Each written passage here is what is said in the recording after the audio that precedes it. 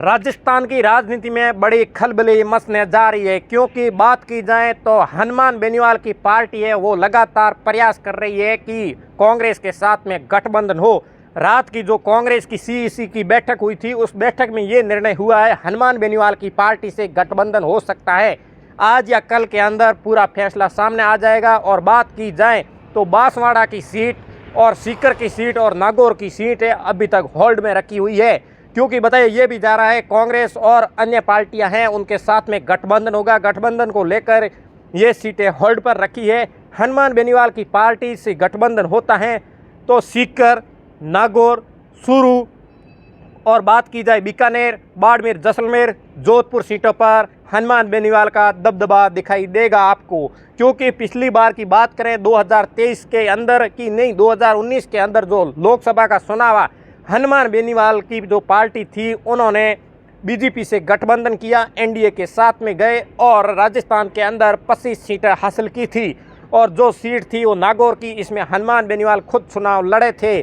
अभी की जानकारी ये है कि हनुमान बेनीवाल की जो पार्टी है इस बार कांग्रेस के साथ में गठबंधन होने जा रहा है। बताइए ये भी जा रहा है हनुमान बेनीवाल की पार्टी है वो लगातार प्रयास कर रहे थे किसी भी हालत में बड़ी पार्टी से गठबंधन हो, गठबंधन के साथ में लोकसभा का चुनाव लड़ते हैं।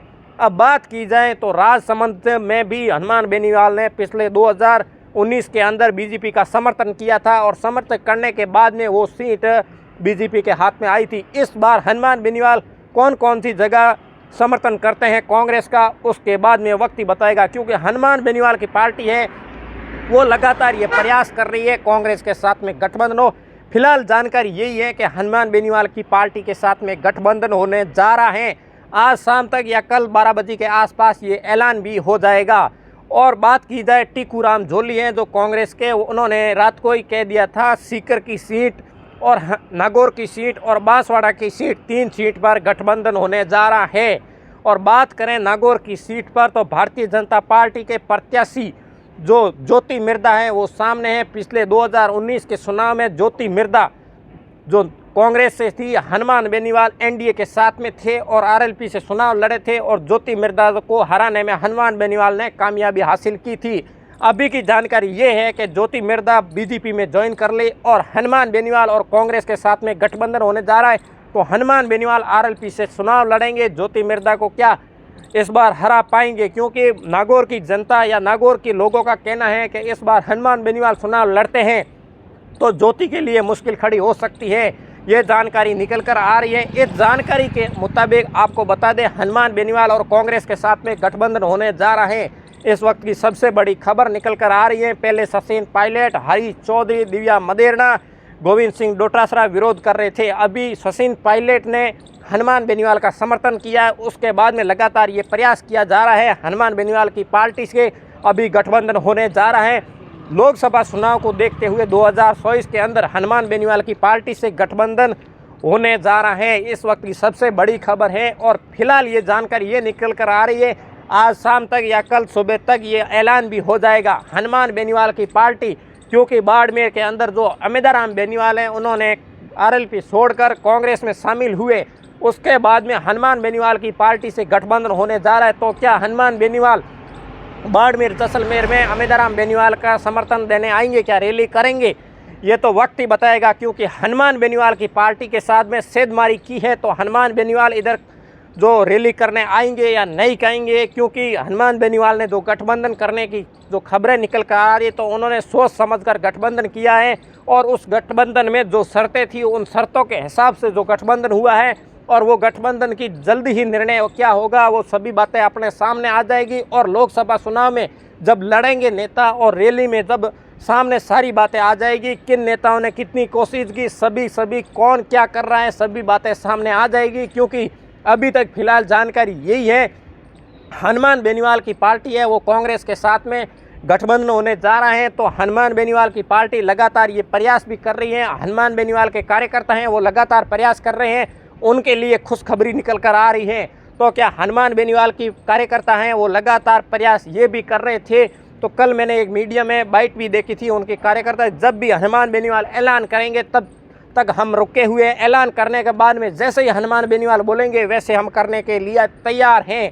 और बताया ये भी जा रहे हैं बाड़मेर जैसलमेर की राजनीति के अंदर हनुमान बेनीवाल की पार्टी और कांग्रेस का गठबंधन होता है, फिर हनुमान बेनीवाल यहाँ रैली करते हैं तो ये सीट बड़ी आसानी से कांग्रेस और आरएलपी के खाते में जा सकती है, क्योंकि आरएलपी से नेता जो छोड़ के आए हैं अमिताराम बेनीवाल, वो कांग्रेस से उम्मीदवार हो सकते हैं बाड़मेर जैसलमेर के, ऐसा ये बताया जा रहा है। ये जानकारी भी निकल कर आ रही है, आज या कल तक ये निर्णय भी हो जाएगा। आप लोगों को क्या लग रहा है, हनुमान बेनीवाल की पार्टी और कांग्रेस के साथ में गठबंधन होकर आप लोगों को क्या लग रहा है, कमेंट ज़रूर करें और वीडियो को शेयर ज़रूर करें।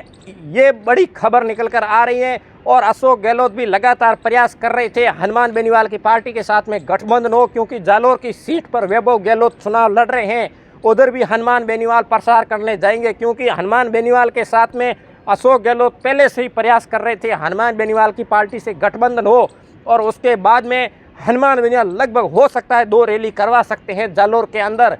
अशोक गहलोत और हनुमान बेनीवाल, ये बड़ी खबर है और ये गठबंधन इसलिए हो रहा है। हनुमान बेनीवाल और अशोक गहलोत लगातार ये प्रयास भी कर रहे थे किसी भी हालत में गठबंधन हो जाए और गठबंधन के साथ चुनाव लड़ा जाए, तो ये बड़ी खबरें ये निकल कर आ रही है। और बांसवाड़ा की सीट है तो आदिवासी पार्टी के साथ में राजकुमार रोत का गठबंधन हो सकता है, ये बड़ी खबरें हैं।